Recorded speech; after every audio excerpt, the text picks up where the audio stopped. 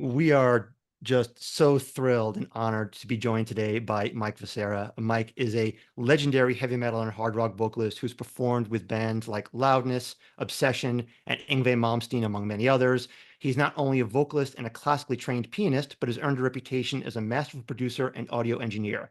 As we'll learn, he's also the guiding force behind the Disney albums D-Metal All-Stars and Disney Super Guitar, which marries classical Disney songs with heavy metal style. And as I've said before in the past, in my humble opinion, are just pure genius. Mike, I am just so thrilled and humbled to have you here today. Thank you for your Uh, time. Thanks for having me, man. I appreciate it. So, mentioned you are a classically trained pianist. Would love to learn a little bit more about you and your background. How do you make the switch over your career from pianist to rock vocalist? It's the dream of so many people. Would love to hear your story.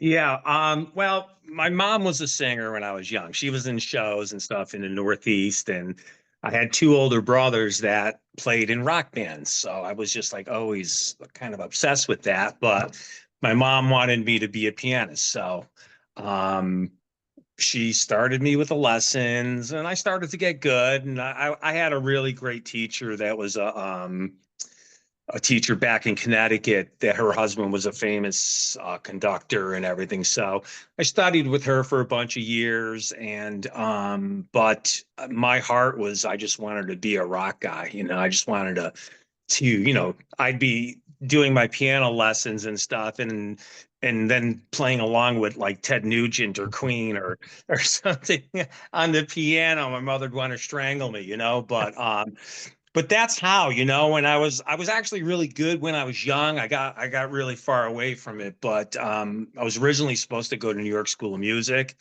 Oh. I had a few offers from a few colleges, and but I just was so afraid of them turning me into something that I wasn't, and I wanted to be a rock singer. That's what I wanted to do. I was obsessed with it. So um originally wanted to be like a Freddie Mercury or Steve Walsh or something like that. But 70s it was like that, and then into the 80s, keyboards were kind of a no-no in the metal world. So, Unless you're Van Halen. right, exactly. Yeah, yeah. But how did you? So, I mean, obviously you're a gifted pianist. When did you realize you had vocal chops? I my mom had put me in a couple shows when I was young. So I did like Oliver and a few of those kind of Broadway-ish things.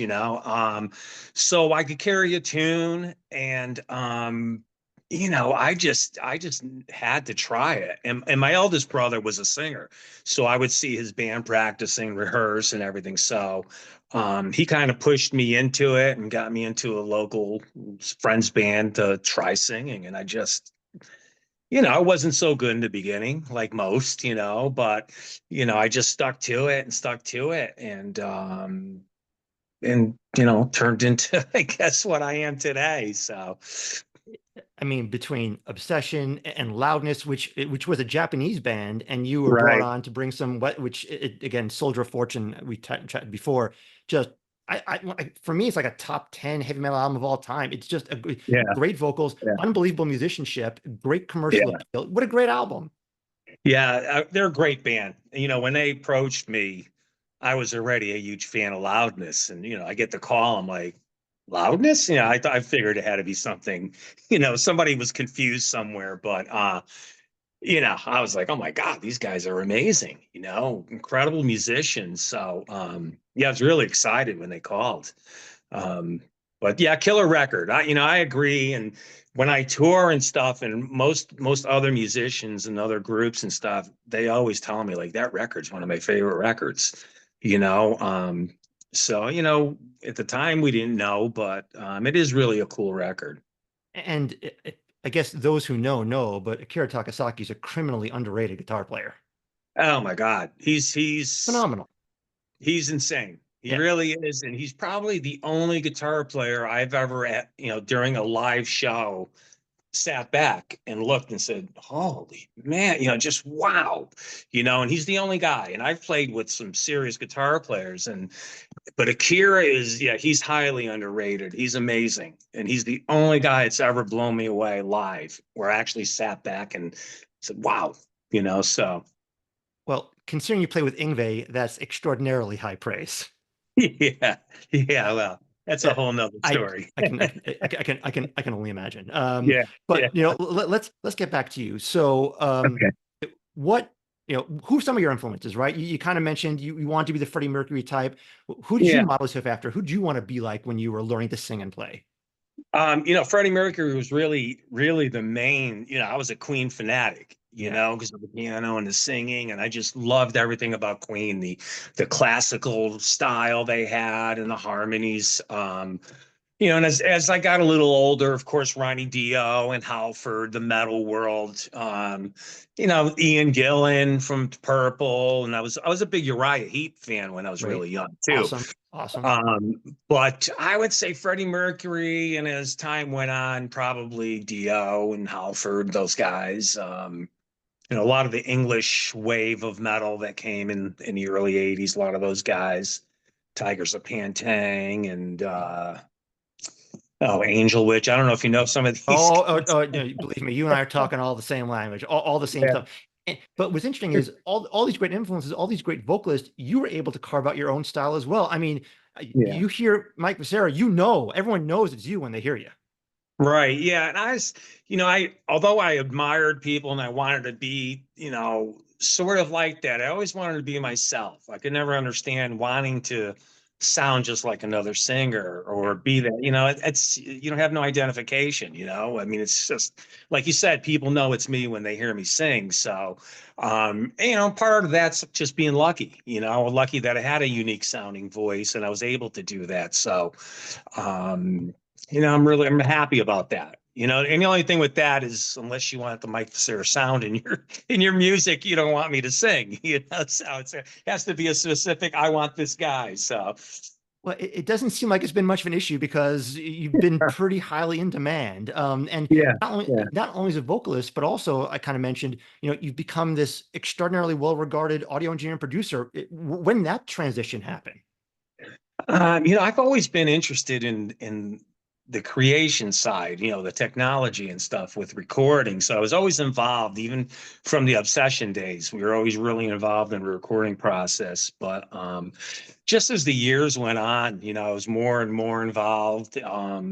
Loudness, although we had a producer, we were also producing and arranging and doing everything. And even with Ingve, even though he'll take credit for everything, we were doing a lot of that on our own, and it just kind of evolved into that. I was just always into that world. Really interested in creating stuff. And now I'm stuck in it. So But you've done pretty well. So yeah, look, yeah. So this is a Disney podcast, and I'm just cool, dying to learn the inside story. So D cool, Metal All Stars, right? Yeah. yeah. At first glance, you don't think, hey, let's take Disney Broadway classics type songs and merge them with heavy metal. How the idea happen? Well, I was in a thing called Animetal USA. It was an anime thing we did in Japan, and we did some shows on the West Coast. With Kristen Pelletieri, right? Yeah, Chris was the guitar Another great player. guitarist. Yeah. Yeah, Rudy Sarzo played bass. Amazing. Yeah, yeah, and originally Scott from Judas Priest was the drummer. He was the Scott drummer on the Travis? first, yeah. Scott Travis played on the first record Wow. because Priest had retired at that point, and as we were getting ready to start doing shows and touring, Judas Priest picked back up. Mhm. So we had to find a drummer, and that's when we brought in John Detty, who came from he played with Slayer for a bit, Testament, and a bunch of other people. Most recently, he was playing like some dates with Anthrax when Charlie didn't want to go out. So he was the drummer on the second record, and he did all the touring. But we did those records, and they did really well. And when it kind of slowed down a little bit and we started demoing other stuff, and I had done a demo of uh oh god, the Frozen song. Oh, let it go. Let it go. Let It Yeah, Go. I Yes, dig it. sorry. So I did a version of Let It Go, and it was real happy. It was great. And I had a, I had Japanese representation and stuff, and they approached Disney and they were like, "Yeah, we love it. Let's do this. Let's arrange some stuff. Let's see what we come up with, and let's do a record." So, um, we started demoing a few things, a few ideas back and forth. I'd be arranging everything and sending stuff with, just music and maybe melody lines on keys, and like, "Hey, this is what I'm thinking here and there," and they were like, "Great, let's do it, but we don't want you to release the Let It Go song," because they were doing a second movie at the Uh, time. yeah. And they were just like, "Yeah, we want to hold that off." And we were like, "Really?" That was like the best. We thought it was the best song of the bunch. Of course it was. Yeah. But Disney's an interesting animal, we'll say. They just call the shots on these things, and there's no rhyme or reason. But so, anyways, yeah, we did the demos, and they loved it. And Rudy's really, me and Rudy, we've obviously became really good friends from the Animal USA thing, and we've done a bunch of stuff together. And he wanted to be part of it. He's like, "Man, I would love to do it." So Rudy played bass, and then we got BJ Zampa, who's now the drummer for Doc, and he played the drums on that stuff. Wow. And then John Bruno, guitar player, plays with Obsession. He did most of the guitars. We had a few guest guys, but it was really just crazy how we just demoed a couple things, and it went right to Disney in Japan, and they were like, "Yeah, we're going to do it. Let's do this." It's And amazing. It's because I was going to ask you what the pitch was, but yeah, it sounds like the sound was right, so they were yeah, willing to take a chance, and it yeah. paid off. Yeah, well, the Animal USA stuff had done like unbelievable. We were like number one. The first record, we were number one with the first record, and then when the second record came out, we were number one with that in the rock and children's charts, and number two with the second record. I think the second record went back up the charts. It was crazy. So we had a lot of success. So they knew what we were capable of. And they like, "Yeah, go ahead and do it." And we picked the songs, we arranged them, and we recorded them, and it came out really cool, and we didn't take it real serious. We wanted it to be fun. I know some people do these songs and they try to be real, like they'll be gothic or they're going to make it dark. And it's like, it's Disney. It still Yeah. has to be fun and it could be heavy, but it was great. We had a blast doing that record. And it did really well. It did great in Japan. The press here was crazy. We were on everything, the amount of coverage we got in the States, and Disney just didn't want to let us tour for some reason. Why is that? Just a surefire way to get more sound out. I mean, amazing established all-star, rock musicians playing Yeah, Disney songs in Japan and elsewhere. It's like instant. I yeah, mean, I would think it's instant money. yeah. No, they don't care about money. Disney doesn't need to. We were offered crazy tours and stuff you would not believe, and they were just like, "Oh, we'll let you know when we feel, when we're ready to let you do anything." And it's funny, as people are like, "Oh, wow, it's amazing. You did a record for Disney." And it's like, yeah, that was our mistake. If we Hmm. didn't do it with Disney, then we could have just gone out and done whatever we wanted and we could do the songs. But I mean, it was cool to be on the label and stuff. But they held us back and they kept promising us tours in Japan, here, and it just never happened. And it was, we were talking to late night shows. The coverage we got was crazy. So we were like, "Oh my God, we're going to be on Kimmel. We're going to be on Jimmy Fallon." We figured all this stuff was going to happen and we were being approached, but they just held us back. They Hmm. wouldn't allow it. So It, I'm looking at the stats. It reached number 3 on the Amazon Hard Rock Heavy Metal Bestsellers chart, number 2 on the Children's chart, released in yeah, the U.S., charted on Billboard, iTunes, and Amazon. yeah, So obviously, and I saw a fantastic deep story about it in Rolling Stone. There was press, there was demand for it. yeah, Yeah. yeah. Yeah, Rolling Stone approached me. They had gotten wind of the record. They had I think it might have been through Europe or something. They had like they actually got it before we got it here in the States, Hmm. before it was released. And they approached me. They're like, "Oh my God, we want to do an article. Would you do an interview?" And that just, when that came out, everybody went nuts and picked it up, and it was getting played everywhere. So, yeah, we were pretty upset that they held us back on that. We thought it was a no-brainer. We're like, come on, this is going to be great. And yeah, it's Disney. It's it is, and we'll talk about the follow up to it. But just Right. getting back to actually the album itself, how'd you select the songs? How'd you arrange them? Because there had to have been, I don't know if pressure is the right word, but certainly expectations about taking these classic songs and putting a different twist on them. What was your Yeah. process for choosing the songs and arranging them? Because I mean, they work real well. Yeah, we just I did a lot of demos, I kind of just worked. I'm in my studio now here. I don't know if you can see anything, Again, it's but awesome. Yeah. so I would just work, I probably took a good month of just submitting stuff, going, hey, I think this would be cool. I think that'd be cool.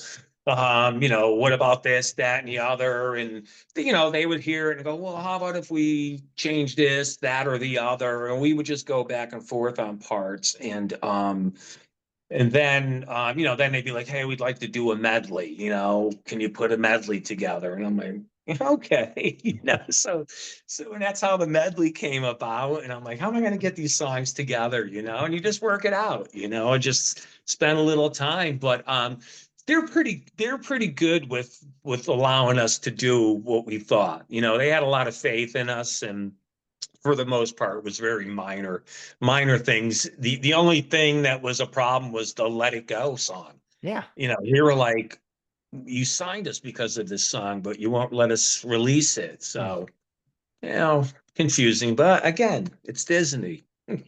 You'll get a lot of this with them. So, it's I've heard it's not only recording music. I've heard writing books about Disney too. All kinds of hoops. I've had a bunch of authors on the podcast. Only one of them was allowed access to the Disney archives just because it's just a big fortress around all their IP and information. I mean, it's a lawyer-driven company for IP Yeah. purposes. Yeah. We even had Alan Menken, who wrote a lot of the stuff, and Tim Rice. They loved the record. They took photos with the My record. They gosh. did, like, they loved it. They were actually interviewed for, people that would interview them about our record, and they loved it. And that was an honor. It was like, wow, they didn't think we destroyed their songs. This is great. It's got to And make you feel good. I mean, Alan yeah, Menken, both of them are just such legendary oh composers and God. so ingrained. To hear they love it's got to make you feel great.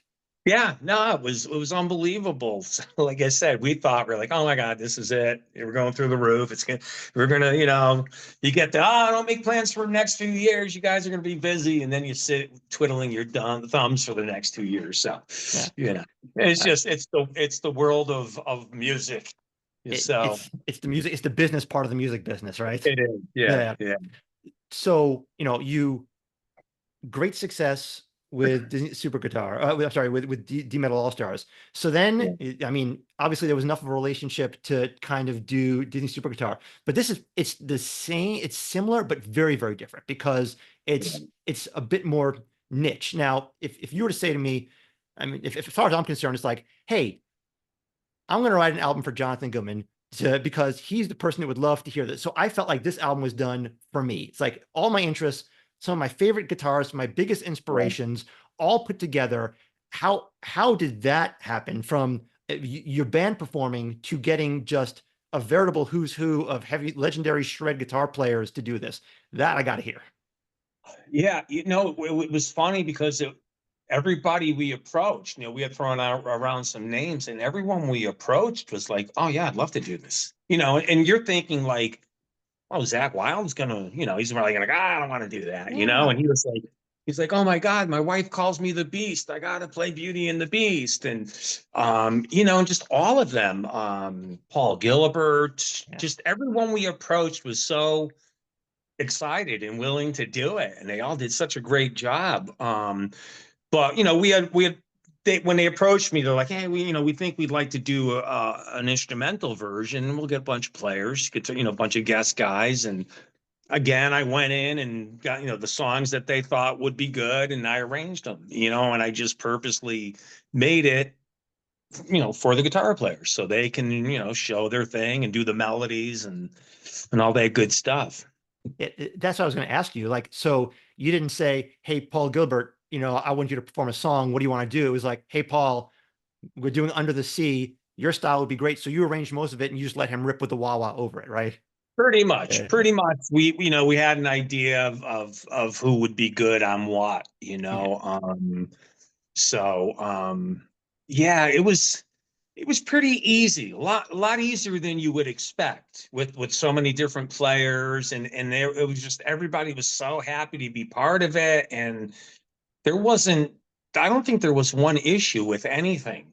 Like usually you get a lot of guitar players, you're gonna have complaints or this, and everything was so smooth with that, and everybody was so pro, and I mean this guys played great. I mean, they did really, really, they didn't half-ass it in any way. They really did a great job. So yeah, it's another one we were really, really happy about. And it did real well as well. So It, number one bestseller on the Amazon Japan anime chart, number three bestseller on Amazon Japan rock chart. Obviously an appetite. You mentioned it. What were the logistics? You have what, 10 different guitarists for different tracks in all different parts of the world and how did you yeah. get everything? What were the logistics behind getting that everyone together? Well, we would do it like over the internet, we'd send it, and I would talk to their engineers, the band, the band was in a room when we tracked everything, but all the guitar players, it was all done remotely. So, Tack from the Bees, he played in Tokyo. He went to his place and did the lead. Zach had his engineer. Paul Gilbert had his guy. So they all had their own guys, and we would just do it remotely.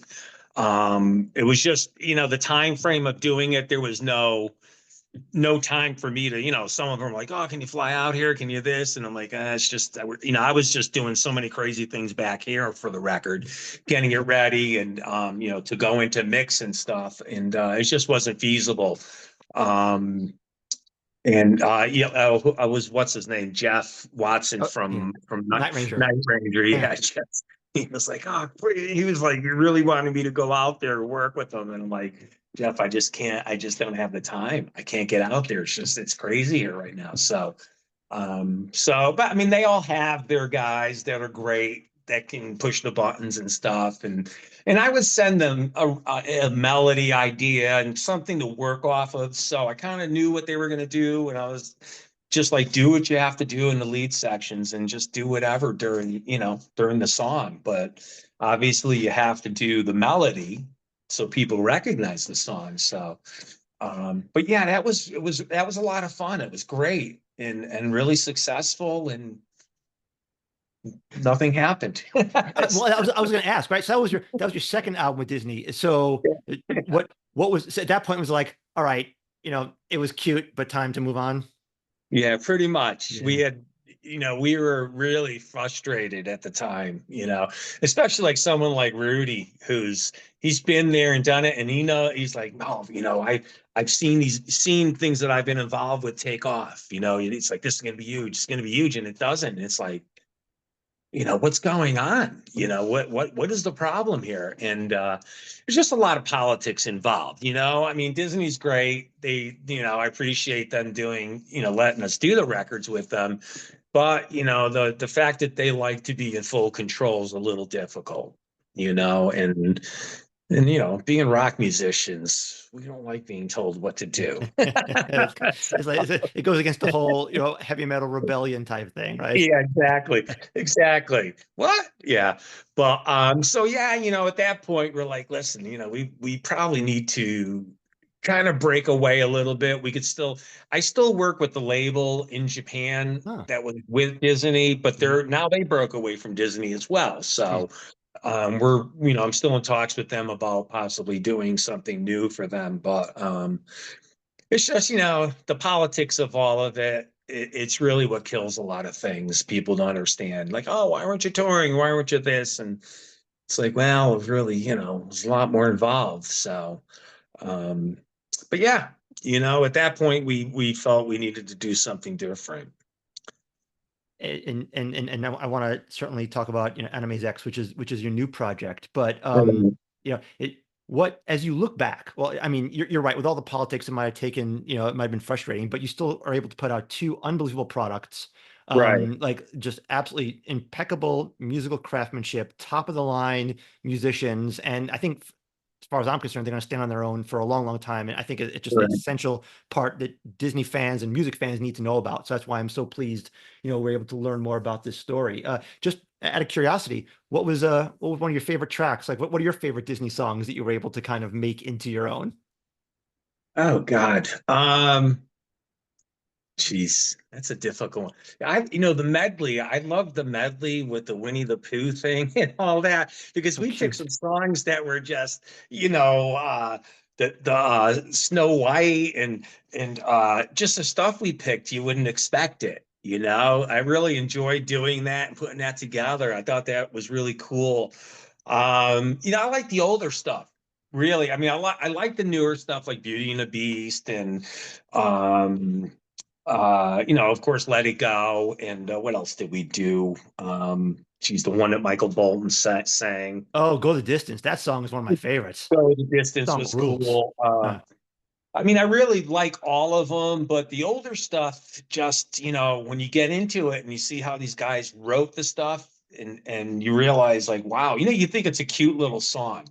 And then you get into it and you realize like, wow, these guys are geniuses. Even with the anime stuff, these guys, the writing was unbelievable, and it's really cool being able to turn that into a different type of thing. But yeah, I would say, I like the old Mickey Mouse March was really cool. I think Under the Sea was the most popular. Was it Under the Sea?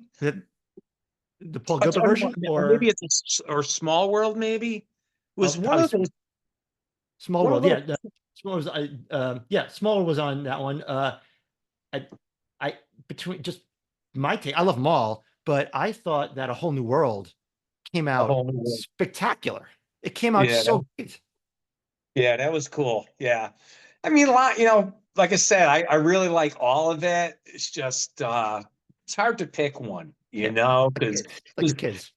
yeah, because like at this point I could sit back and listen to it like a fan, I'm not Yeah, sitting there picking out like, oh my God, why didn't we, change this or that? Or, now I just sit back and listen to it and I'm like, it's really a cool record, and everybody loved it. We were a little concerned, when you start you know doing this thing to people's songs, and that's why I didn't want to try to get too far away from it and make it dark or anything. I wanted to keep it Disney, yeah. and but a metal version of Disney. So you know yeah, it was cool. It was a lot of fun. It's great, and like I said, two pieces of musical history that forever stand on their own. But you had you got Disney out of your system to a certain extent, and then you kind of evolved into Anime's X. Tell us a little bit more about that. Yeah, well, we decided we were going to do our own thing, and still do Disney songs, and we're leaning more towards we do some original stuff too with Anime X. We do some cartoonish, I guess some stuff that if I'm not sure how many people know, but like the anime stuff in Japan and even here, like some of the cartoon music's really heavy, Super you know. heavy, Yeah, super heavy. so we're doing a lot of stuff like that, and then we're doing, we do like Teenage Mutant Ninja Turtles, and Awesome, we do a medley of the Power Rangers. We're doing the 1960s version of Spider-Man, awesome. um, Pokemon. So we're doing a lot of that stuff, but heavy, and we did a Christmas record that did well, and we've done some stuff. We did Wonderama. If you remember, Wonderama was a big Sure. show. David Osmond, one of the Osmond brothers' sons, hosts it. We've done a bunch of Wonderama shows with him, and we actually had a 3-week run on Broadway. Get out. Yeah, it was Christmas. Was it 3 years ago? 2 years ago? It was when COVID was having a big comeback. Hmm. And we were 3 days into a 3 week run, and the investors were like the people that do the the girls, the dancers, the Christmas Oh, the show. Rockettes. The Rockettes. Rockettes, Yeah. yeah. Yeah. It's been a long day, so I'm a I, little. I'm, I hear you. So the Rockettes, they closed the Rockettes down. Wow. And then they were passing all these crazy, crazy laws in New York City and making it really complicated. And in the theater that we were doing the show, there was another show running and somebody got COVID. They just pulled the plug 3 days in. And we were like, oh my God, what are we going to do? So it stopped, and it's just like I said, it's just, you can't really, what are you going to do? It's just they made it, impossible for people to come out the shows. The investors were, we're going to lose our shirt. We just need Yeah. to shut down and take our losses, and then we'll pick back up. And that's where we are right now. We're trying to promote the Christmas record, and we have another record ready to go, and we're just working on that now to get it out. We just want to go.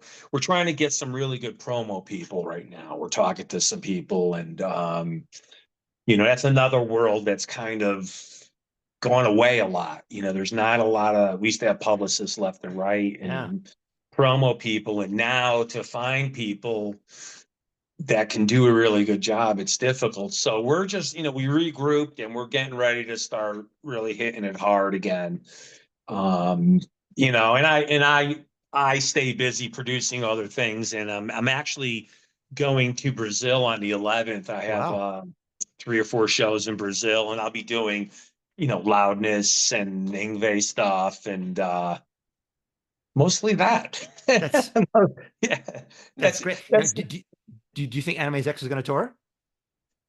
Yeah, yeah. Well, we've been offered things and things again, politics. Well, this, that, and we're gonna do this, we're gonna do that. And it's all funding and where to go. And with something like this, it's complicated because we're trying to be more family where we want the rock people. We'll play clubs or venues and Yeah. stuff, but we're kind of the original thought was kind of a Trans-Siberian orchestra, but with popular stuff Yeah. and not That's and great. year round, not just Christmas, but we can do a year round thing. And um and that's the plan. And it's a little complicated, but we'll get there. We're working on it, and there's a lot of things in the works. We have a great management in New York City that's handling us and putting a lot of this together. So um, trying to think if I left anything out. Well, and look, this day and age, look, you and I are a similar vintage, Mike. This day and age, you get the right social media strategy, you get the TikTok out. I mean, people will eat that stuff up, and especially something. Look, I think what you've established from Disney all the way to this is there's obviously a demand for it, right? You just got to make sure that people know about it, and it's Right. to a certain extent, it's easier now than ever to get the word out. So hopefully, people will Yeah. know and be able to get you the success that you deserve. Right. And that's another thing, we've spoken to social media people and stuff, and it's difficult. Like I know a lot of people do it themselves, but for me, I'm just doing so many different things, and we really need a team of people to really attack it, and so that's what we're speaking with some people now, and hopefully within the next week or so we'll have that all together and get rocking on it.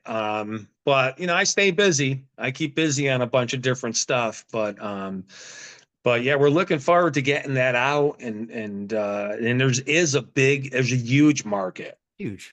for it.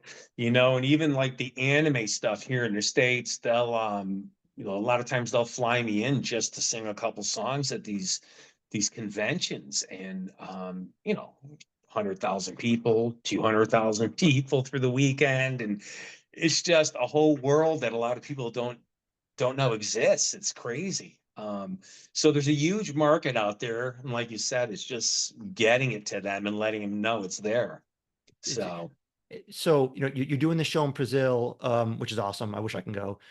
How can people follow you? How can people keep track of you? How can they know what you're doing, gigging or projects or otherwise? What's the best way to follow Mike? Facebook's always the best. Michael Vescera. There's an Obsession one. There's an Animal USA one. I think there's a Demon Stars one. There's an Anime's X. There's actually an animesx.com too, website that we have that we post stuff. But usually my Facebook, is the way to follow me. Stuff will get posted up there, and I do some stuff here, but a lot of it's Japan, South America. I go to Europe quite a bit. They really, Loudness and Ingve were really popular. So, um, and sometimes I'll do some of this stuff in the show. They've brought me to Lima, Peru to do some of the metal stuff, and Great. so yeah, and like I said, that stuff's huge everywhere. It's not just the States; it's just huge throughout the world. So, um, it's just getting it to the people and letting them know. That's why I'm glad you're here to promote and make sure they follow you, follow Anime's X, just make sure that the word is out because what you're doing is spectacular. And as a musician, as a fan of Disney, just I appreciate everything you've done and just cherish those musical memories. I appreciate it. We may do a reboot of the Animal USA thing too. We're discussing it right now, so we'll see. It's not 100%, but we're talking about it. So we'll see. We're just I'm happy to be working at this point. We're probably one of the more fortunate guys in the business. It's gotten really tough, but I'm just happy to still be doing it and have people want to listen to it. No, there's a big market out there, and I'm so pleased we're able to chat about it, Mike. I will put all your information in the show notes for the podcast, and it's just been such a humbling honor to chat with you. Thank you for taking the time. Would love to have you on again as you continue these things coming out, and just so appreciative. Thank you so much, and hope to speak to you again soon. Awesome, man. I appreciate it, and we'll definitely be in touch. Thanks, Mike. Take care, man. Thanks. Bye bye.